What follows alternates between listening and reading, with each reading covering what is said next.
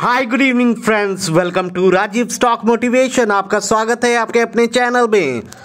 आज मैं बात करने वाला हूं राष्ट्रीय केमिकल्स एंड फर्टिलाइजर लिमिटेड के बारे में, जो कि एक केमिकल स्टॉक की कंपनी है। ज़्यादा कुछ रन अप दिखा नहीं है कुछ अच्छे टाइम से, तो एक्सपेक्टेशंस बहुत हैं इस पर्टिकुलर स्टॉक के अंदर।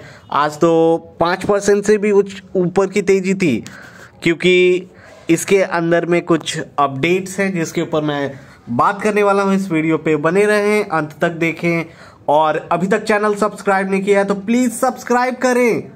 सब्सक्राइब करने में कंजूसी क्यों? तो 103 के प्राइस के ऊपर दिख रहा है, 103 के प्राइस के ऊपर दिख रहा है ये स्टॉक। लास्ट 1 मंथ के अंदर उतनी भी तेजी नहीं दिखाई पड़ी है, बट ठीक ठाक दिखाई पड़ी है। 3.93% की तेजी दिखाई पड़ी है लास्ट 1 मंथ के अंदर में। बाकी अगर स्टॉक के परफॉर्मेंस के ऊपर ध्यान दे तो अर्निंग पर शेयर निकलती है 16.82। पी रेशियो बहुत ही कम है। केमिकल स्टॉक के अंदर इतनी कम पी रेशियो वाले स्टॉक बहुत ही कम मिलते हैं। 6.14 बहुत ही लो वैल्यूएशन पे मिल रहा है हमें। Profit to book ratio 1.28। Return on equity, जो सबसे इंपॉर्टेंट चीज होती है, रिटर्न ऑन इक्विटी 20.90। इस पर्टिकुलर स्टॉक के अंदर 20.90 की रिटर्न ऑन इक्विटी दिखाई पड़ती है। दो इंपॉर्टेंट चीज के ऊपर मैं बात करना बहुत ही इंपॉर्टेंट समझता हूं, इसलिए मैंने इसको सेपरेट कर रहा है। रेवेन्यू देखिए, कंपनी की इंक्रीज करी है जून के क्वार्टर्स के अंदर से सितंबर में 5575 करोड़ पे है। नेट प्रॉफिट के अंदर में डिक्लाइन है। नेट प्रॉफिट लास्ट क्वार्टर में 295.08 था, अभी 257.46, तो वहाँ पे डिक्लाइन पर ही है। ये पूरी की पूरी हम लोग रिजल्ट्स देखेंगे क्या रहे हैं, इसके ऊपर जिक्र करेंगे। सबसे पहले अर्निंग पर शेयर पे आते हैं। अर्निंग पर शेयर देखिए, कंपनी के अंदर 4.67 रिसेंट में दिख रहा है, जो कि कम दिखाई पड़ रहा है लास्ट क्वार्टर से। नेट प्रॉफिट कम दिखाई पड़ रहा है, रेवेन्यू इंक्रीज दिखाई पड़ रहा है। Cash earning per share 5.69, operating profit margin percent 7.65। यहाँ पे अगर हम लोग डिलीवरीज के ऊपर नज़र डालें तो इस पर्टिकुलर स्टॉक के अंदर डिलीवरीज जो उठाई जा रही है अच्छी खासी उठाई जा रही है, और जो क्वांटिटी ट्रेड हो रहे हैं वो अच्छे खासे क्वांटिटी ट्रेड हो रहे हैं। देख सकते हैं ये है बीएसई के ऊपर पर्टिकुलर डेटा। जब बीएसई में 3.5 लाख के ऊपर क्वांटिटी ट्रेड हो रहे तो एनएससी के ऊपर और भी ज़्यादा होंगे, राइट? तो देखने वाली बात होगी यहाँ पे। ये सारी चीज़ों देख सकते हैं। अगर जून के क्वार्टर फाइनेंशियल ईयर 21-22 के अंदर में रेवेन्यू जो थी, कंसोलिडेटेड रेवेन्यू सारे क्वार्टर्स की 12,812 crore, net profit 704 crore, earning per share 12.77, cash earning per share 16.09। तो ये सारी सिचुएशंस रही।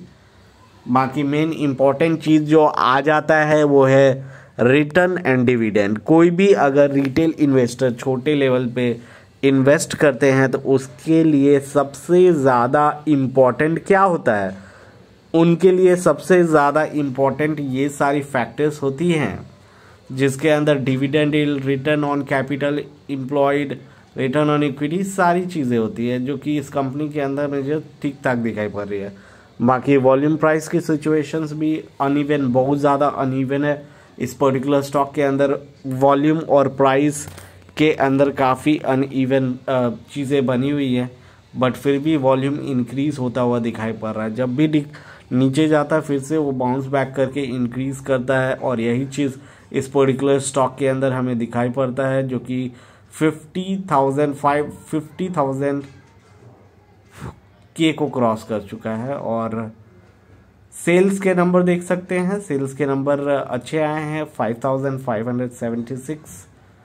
ऑपरेटिंग प्रॉफिट में लगभग स्टेबिलिटी है, 405 करोड़।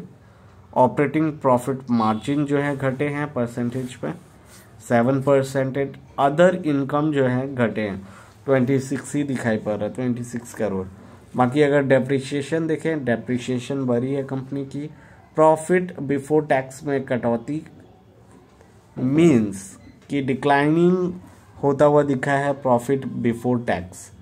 और नेट प्रॉफिट जो दिखा है वो गिरता हुआ दिखा है। नेट प्रॉफिट के अंदर में गिरावट है 262 करोड़, इसके पहले के क्वार्टर्स में 300 करोड़। अर्निंग पर शेयर्स 4.75 जो है कि earning per shares current level पे दिखाई पड़ती है। रिसेंट के टाइम में स्टॉक्स बहुत अच्छा परफॉर्म कर रहे हैं, देख सकते हैं हम लोग। कंपाउंडेड सेल्स ग्रोथ जो है करंट के क्वार्टर्स में 96% दिखाई पड़ रही है और 3 ईयर्स के अंदर में 13%, 13%, 7%। कंपाउंडेड प्रॉफिट ग्रोथ भी दिखाई पड़ रही है कंपनी के अंदर अच्छी।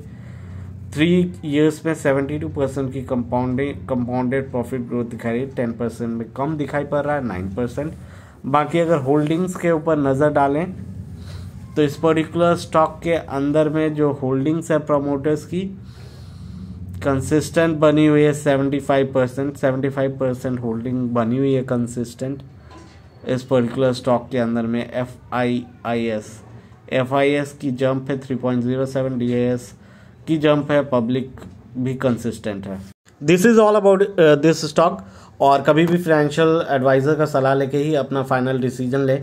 बाकी वीडियो कैसा लगा प्लीज़ कमेंट करके बताएं और चैनल पे नए हैं तो कंजूसी क्यों, चैनल सब्सक्राइब करके ही जाएं। So thanks for watching once again Rajiv stock motivation.